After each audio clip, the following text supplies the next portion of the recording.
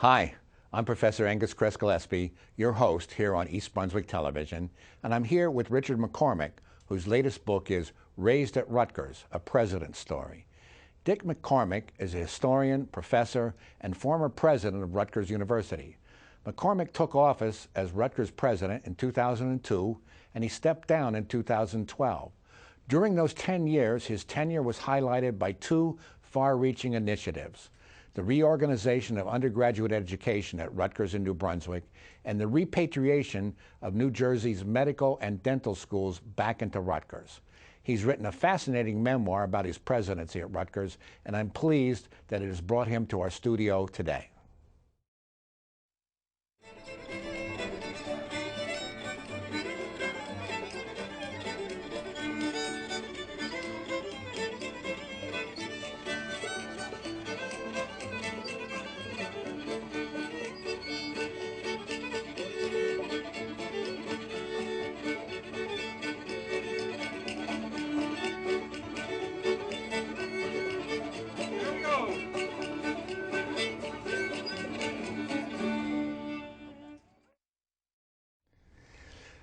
Dick, I've read your book with great interest, but one thing that I was really wondering about is, over a long and distinguished career, you've been a department chair, you've been a dean, you've been a vice chancellor, you were a president. So I'm tempted to ask, did you have in mind being president all along, or is this something that came step by step? No, I didn't. I didn't certainly didn't grow up thinking about being president of anything.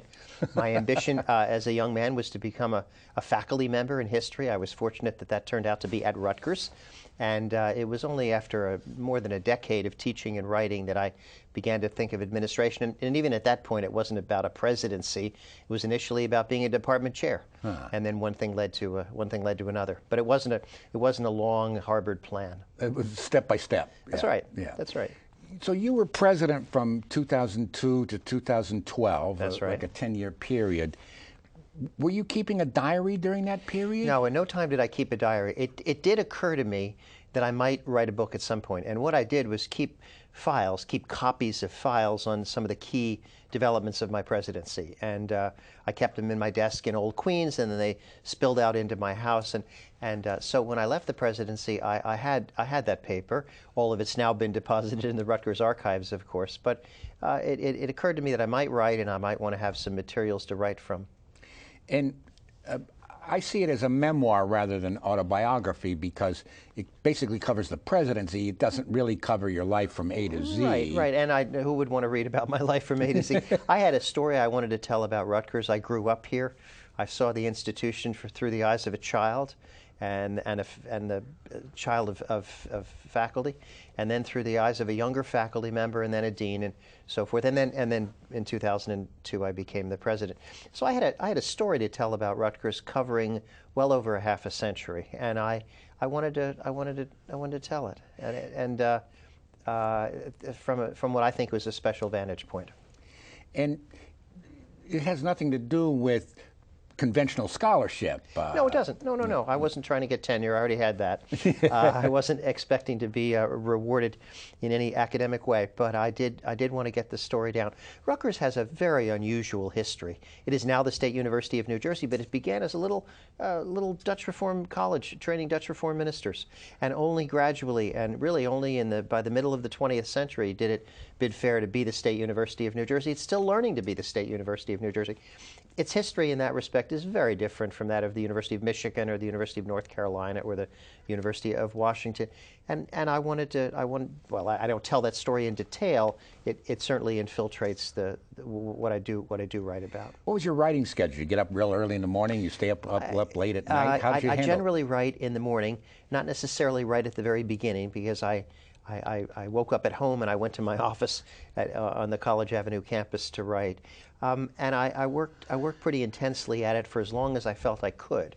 But it was always interrupted by going back to the documents. This memoir was not written by any means entirely from my memory. I had those papers I hauled with me from the president's office, but in the course of writing the book, I also gathered a great deal of additional material, some of it over the internet, some of it from around the university, much of it from my colleagues. I picked the brains of perhaps 80 people that are named in the acknowledgments when I wrote this book. But I guess the archives were like a trigger to start a chain of memories. Well, the memory and the archives sort of work together. Yeah. I remember virtually everything in the book, but I didn't remember it in sufficient detail or accuracy to write it down, so I had to go back to the paper. But there's one thing, you asked about the writing, and there's one thing that I made sure to do. You know, when you get to your desk in the morning, there's always sort of, well, what do I write about now? Where do I? You can solve that problem if you take care of it the previous day, so to speak. Don't stop writing until you have a plan for where you're going next. It could be a topic sentence. It could be just some words scribbled on a yellow page about what the next paragraph is going to be about. But that way you're not cold. You're kind of warm when you start going the next morning. And that was very, very valuable. Yeah, because transitions are always difficult. They're difficult if you don't think about them, but if you do think about them, they become engines for you because they take you to where you're going next. And nice. I hope the book reads like that. That's a good tip. I noticed also that the chapters in your book are not really chronological; they're more topical. Well, they're both. My early years are covered in an early chapter, and the first year of my presidency is in a chapter that follows, and the end of my presidency comes at the end of the book. But you're right. There are big themes. A chapter that covers our academic missions in undergraduate education and research in particular. That's what I emphasized. And then a chapter on intercollegiate athletics, which spans the whole of my presidency. And then a chapter on Rutgers' relationship to the state of New Jersey, a very complicated relationship if there ever was one. That chapter, too, spans the whole of my presidency. Another thing I was surprised at is you appear to be very candid about mistakes and missteps. And where'd you find the courage to put that in the book? It didn't take much courage. It was actually more a matter of common sense. The 10 years I served as president of Rutgers were years of great achievement, but they were also years of complexity and controversy, including some mistakes by me. So I wanted this book to have credibility, and I thought that all of that complexity, including my contributions to it, ought to be there to give credibility to the book. Yeah, I was very impressed with that. Well, thank you. It needed to have some humility, and I think it's there. Getting to some specifics, how did you come up with the idea for a bus tour for new junior faculty? Well, you know, Rutgers is not very well understood by the people of New Jersey, even by high school students who plan on coming here.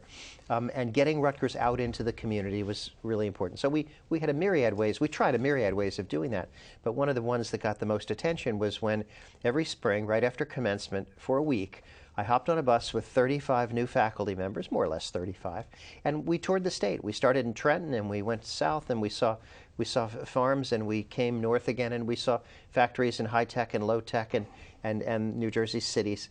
The idea was I wanted faculty members, most of whom did not grow up in New Jersey, to know something about the places where their students would come from, and I wanted the people in those places to see us. And so when we would arrive in a town, you know, happily, often the mayor would be there to greet us, and we'd have lunch together. And of course, local news would be interesting. Local news would cover it, and it got Rutgers out. It got Rutgers out into the state, and it was a very, very satisfying thing to do. And for the faculty who participated, I know they felt like they knew New Jersey far better than they would have otherwise. And I was pleased. I was included as one of the speakers. You were. You did a great job. Yeah, we talked about the New Jersey Turnpike. That's right, about which you've written a fabulous book. The follow-up question to that, why is that no longer done? Is it just money? You know, it was on account of a severe budget cut under Governor John Corzine that we cut that. I don't blame him. The decision was mine. I take responsibility for it, but a lot of things were cut in the years of 2006 and 2007, and I felt it was important that something associated with me bear part of the pain. And sadly, the bus tour was a victim of that budget cut. Ouch. Too bad. Yeah. Yeah. How did you get the idea for Rutgers Day? Well, Oh, Rutgers Day. Okay, well, that's the Rutgers Day is the opposite of the bus tour. Bus tour, we go out to the state. Rutgers Day, the state comes to us. Now on all three of our campuses, but we began in New Brunswick. The first year, 75,000 New Jerseyans came to see approximately 400 exhibits. And we cater to families representing all of our academic programs and also a lot of the fun things that Rutgers does. I didn't think of it on my own. The University of Maryland had done something very similar for a number of years. Some of my colleagues went down to Maryland to have a look at how they did it and what they did. And I'm happy to say that by the second year here, we had more people at Rutgers Day than they did at Maryland Day. But never mind. Theirs was successful too, and they were a model for us. You may not even know the answer to this. Have other universities elsewhere picked up on this? I don't know. But I should tell you, Angus, that one of the reasons Rutgers Day started out so successfully is that it built on the New Jersey Folk Festival, which it now is, I think of as part of Rutgers Day, but of course it has a history in its own right that goes way, way back before Rutgers Day. And Ag Field Day was the same day. So in fact, I've always said that Ag Field Day and the Folk Festival have a sort of synergistic effect. Right. And they remain the backbone of Rutgers Day, but now they're far from the whole thing. Another successful program, the Future Scholars. Can you tell us about that? Sure. Okay. So, Rutgers is located in 3 older industrial cities, Camden, New Brunswick, and Newark. And like many such places around America, their school systems aren't very good. And the boys and girls that grow up there have many challenges. And not very many of them go to Rutgers. So one day, a member of our Board of Governors named Bill Howard, who was then pastor of the Bethany Baptist Church in Newark, said to the board, he didn't think that, he thought the day would come that when not a single boy and girl educated in the public schools of Newark would even be eligible to go to Rutgers. Now, that day never came, fortunately, but he could have made the same remark about Newark and Camden. So I felt, look, these are our hometowns. We have to do something based on his smart observation to make sure that boys and girls growing up in those cities have a chance to come to Rutgers. So beginning a couple years later, we began identifying 50 rising 8th graders finishing 7th grade, did this in collaboration with the school systems, of course, Newark, New Brunswick, Piscataway, we had to include Piscataway, my hometown, and Camden as well. So 200 8th graders each year begin the program. We promise to watch over them and mentor them and tutor them and bring them on campus often for their 5 years as they finish high school. And we make this big promise, if you get into Rutgers, and you have to get in on your merits, you'll go for free. No tuition, no fees. And it's been a spectacularly successful program. The young men and women who've gone through it have high school graduation rates far in excess of what you would predict for those cities. Virtually all of them have gone on to college, and more than half of them have come to Rutgers for free. Wow. Getting back to autobiographical aspects, take the calendar back to 1987. Okay. That's when you became chair of the history department at Rutgers. Was there ever a moment where you were hesitant? Because the life of a scholar is kind of pleasant. You teach your classes, you write your books, and you don't have a whole lot of headaches. I didn't hesitate. I was doing those things, to be sure, but I was also very much engaged in the life of the department, and I was butting heads a bit with the senior guys who were running the department, and I think at some point, figuratively, they said, okay, Dick, you do it then. So I plunged into it with a promise to my colleagues that I would be focused only on history. I wouldn't pay any attention to the rest of I would just be working for them. But of course, it didn't work out that way because history was already, no thanks to me, a large and successful department. And as department chair, I was drawn into the life of the rest of the university, the New Brunswick campus, and even the whole university. I'm happy to say, as chair, you meet other people. You meet other people, and you're called on. And President Blaustein called on me to do a few things, and that opened my eyes to the far larger world of Rutgers than I had previously seen. So then it's 2 years later, 1989, you take the position of Dean of FAS. Acting Dean at first, yes. But there were budget cuts, there were students' protests. Oh my God. The modern era of budget cuts really began then. Up until that time, during the decades after World War II, Americans had been investing in higher education, and Rutgers had been a beneficiary of that point of view, as it were. The tide began to turn in the late 80s and early 90s, and that was when I was Dean of FAS, so you were there. We experienced significant reductions in the number of faculty we could appoint. We had to cancel a lot of courses, but we took pride in stretching the dollars as far as they could go, and I think with success. It was also a time of student protests. Tuition went up pretty dramatically a couple years in a row, and as they have done throughout history, Rutgers students have expressed what was on their minds. Some of them by sitting in my office. I often thought of that period, budget cuts at Rutgers, in terms of what I've learned about the U.S. Coast Guard, that the commandant kept saying, well, we're going to do more with less. Yeah. But doesn't there come a point where you can't do more with less? Right, you can't. Fortunately, Rutgers, over the years, not just when I was dean, but over the years, found other sources of revenue to compensate for the loss of state support. Tuition did continue to go up. That's a double-edged sword. It meant there was more revenue, but it meant it became more difficult for middle-class students especially. But we found revenue-generating academic programs. We began to raise a good deal more philanthropically, and more centers of support grew up within Rutgers. Athletics brought in money, and the residence halls brought in money, and various academic programs brought in money. So we didn't entirely compensate for what the state took away, but we've done okay.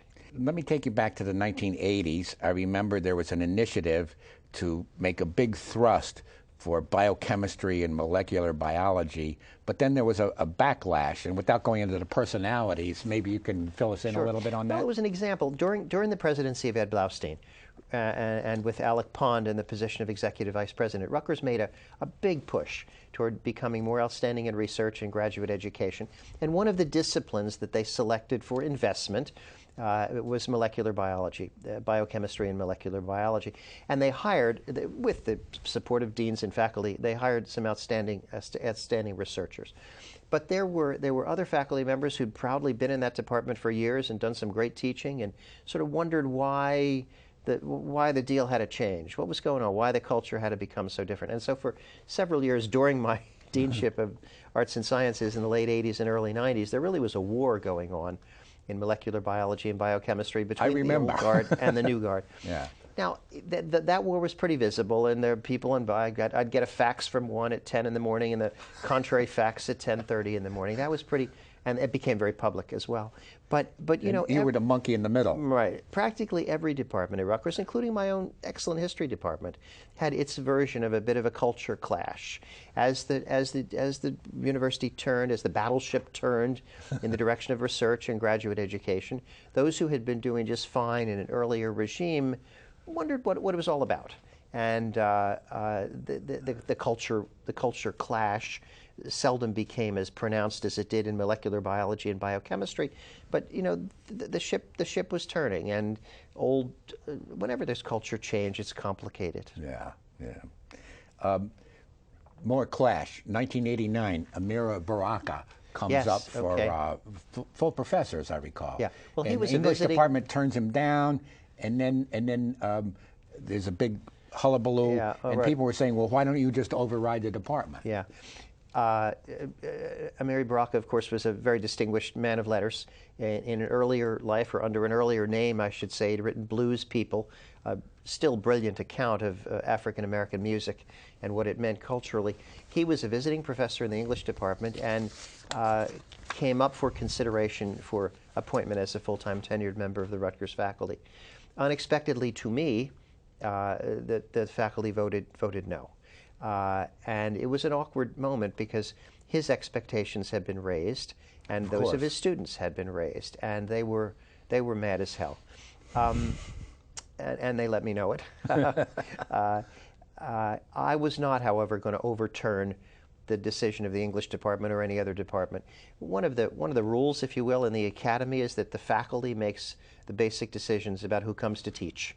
Who gets hired, who gets tenure, who gets promoted. Those are fundamentally faculty decisions, just as our decisions about what's taught, what's in the curriculum, what I'm going to teach in my course, and for that matter, what I'm going to do research on. There are many things that administrators decide, but those core academic questions did then and still do belong to faculty. So it was and I knew that the decision to turn down Amiri Baraka did not reflect racism on the part of the Rutgers faculty, did not reflect opposition to increasing significantly the number of minority faculty members, because all that was going on. In fact, it increased in the years that followed.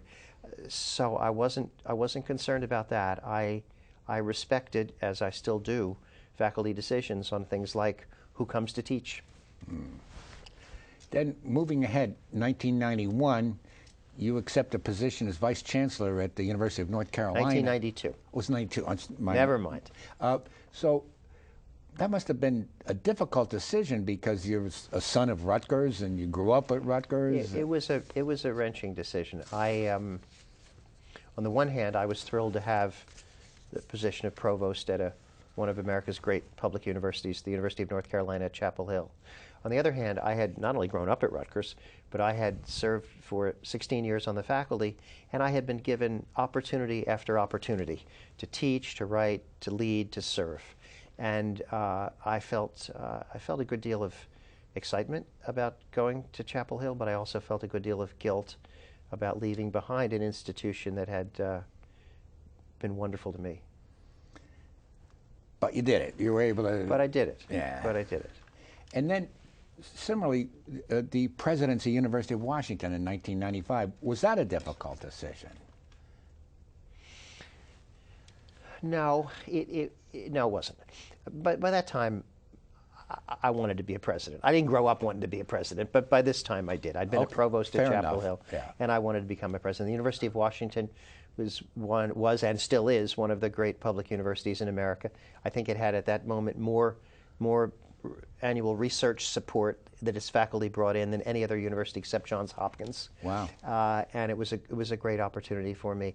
It was also a pretty big move for my family to go from the East Coast to the Northwest, and but it was wonderful. It was a great university, and I was happy to get back to Rutgers in 2002. Yeah, of course. It must have felt like a homecoming. It was a homecoming. Yeah. Tell us, how did you come up with the idea for the Burn seminars? Okay, the Burn seminars are first-year seminars for freshmen, in which they sit around a table with no more than 20 students, and they're usually less than that, and a senior member of the faculty. You know, as a freshman at Rutgers, you come from wherever you went to high school, and you're thrown into classes that are pretty large. Your expository writing class may be small, but your intro to chemistry class or intro to political science or whatever it is, they're big classes. And the professor is way up there on a distant stage, and you're probably scared of him, and you probably don't go to office hours and talk with him very often. But for freshmen, and now it's about 2/3 of the freshman class that has a freshman seminar, they're sitting around a table with one such person. They're there because they chose to be there. Nobody's assigned to take a freshman seminar. And the faculty member's there because he chose to teach it or she chose to teach it as an overload. They don't get course credit for teaching freshman seminars. So everybody's chosen to be in that room. And for freshmen, it's a way of getting to know the university through a small seminar with one faculty member talking about a subject that they share an interest in. It was part of a larger transformation of undergraduate education that we brought about in the years 2004, 5, 6, 7, and I know those Burn seminars had thrived. The name comes from Jack Byrne, Rutgers College class of 1954, a mathematics major. I got to know him years later, of course, after he'd become extremely successful and wealthy in the insurance business. And as I got to know him, I learned from him, he remembered a different Rutgers. He remembered a small-time Rutgers in the 50s when every student knew all of his faculty members, and he went to faculty members' homes, and he was accustomed to talking to them. They were his professors, but they were also his friends. And he rightly observed that by the early 21st century, Rutgers was no longer like that. There were pockets where that kind of stuff goes on. I think your own American Studies department would be a good example of it. But in many departments where, it's big and classes are large and freshmen certainly don't know very well their professors. So he wanted to make an investment in Rutgers to bring back something of that earlier era.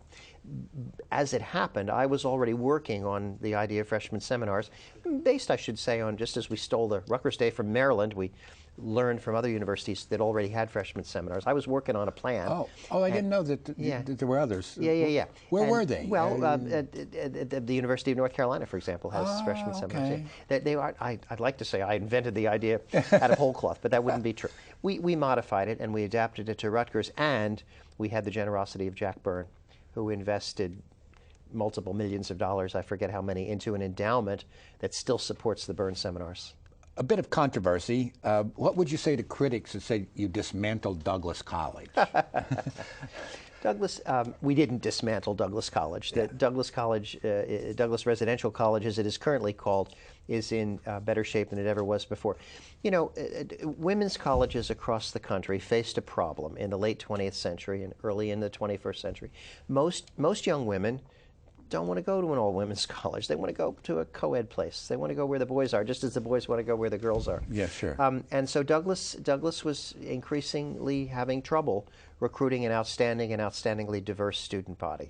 The transformation that we went through at Rutgers in 2004, 5, 6, 7, that created the School of Arts and Sciences and that basically abolished the older liberal arts colleges, but kept Douglas as an all-women's campus, has enabled Douglas to increase significantly the academic caliber of its students, and it's now become one of the most diverse parts of Rutgers, and it still offers to its students women-centric, women-related extracurricular activities, international learning, and so forth and so on. We didn't dismantle Douglas at all. With a lot of people's effort, including the work and the generosity, the monetary generosity of thousands of Douglas alumni, Douglas Residential College is stronger than ever. Huh. And by the same token, let's talk a little bit about Livingston College. Okay. It's gone through an amazing transformation. Well, the Livingston College doesn't exist anymore. Yeah. But the Livingston campus used to be the backwater of Rutgers.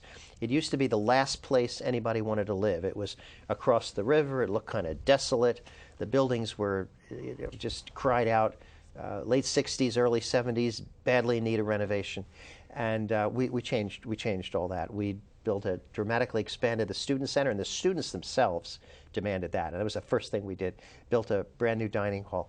And then, most exciting of all, built fabulous new residential buildings for students. They're terribly popular. Everybody wants to live there. That's right. Livingston went from the least popular of our campuses to the most popular of our campuses. I know I have a nephew who is a freshman at Rutgers this year. He didn't get into one of the new residence halls because I don't think many freshmen can, but he did get into one of the older dorms at Livingston, and he is just beside himself, happy living on that campus now. Yeah. And in addition to expanding Livingston, under your watch, the football stadium was expanded. Sure was. Well, the credit for the transformation of Rutgers football goes above all to Greg Schiano, who was coach, actually before I came. Bob Mulcahy, the athletic director, appointed him until he left in about 2010. And during that time, Rutgers experienced a significant improvement of its football program. The big turning point was our defeat of Louisville in November of 2006. Very, very big deal. I was there, of course. And Greg Schiano correctly observed that to continue the march of the football program, which is it's a complicated story. We can go to it if you want. Why would we do that? But for the moment, let me stay on this pathway. To continue the march of the football program, we needed to enlarge the stadium, and so we did. And it became controversial because it was an expensive project. We added 11,000 seats at the south end of the stadium and transformed the mezzanine level into a fairly nice lounge area, as well as beautiful seats. It cost $102 million altogether, all of which the university ended up borrowing, and it's repaying from the revenues of the football program. But it was controversial. I think a lot of people on campus thought that as president, I had $102 million in a desk drawer, and I was just perversely deciding to give it to the football program instead of spending it on the chemistry department and the history department and the American Studies department. Well, of course, that wasn't true at all. I didn't have $102. I didn't have 102 cents for the program. We borrowed it all and made a plan for repaying it, which Rutgers, of course, is doing. Dick, I want to thank you for taking the time to discuss your book. I've enjoyed reading it. For me, it's a page-turner. And also, of course, because I lived through many of those same decisions. You did. You did. You were here as a faculty member, as you have been for 40 years. Thanks so much. Thank you, Angus.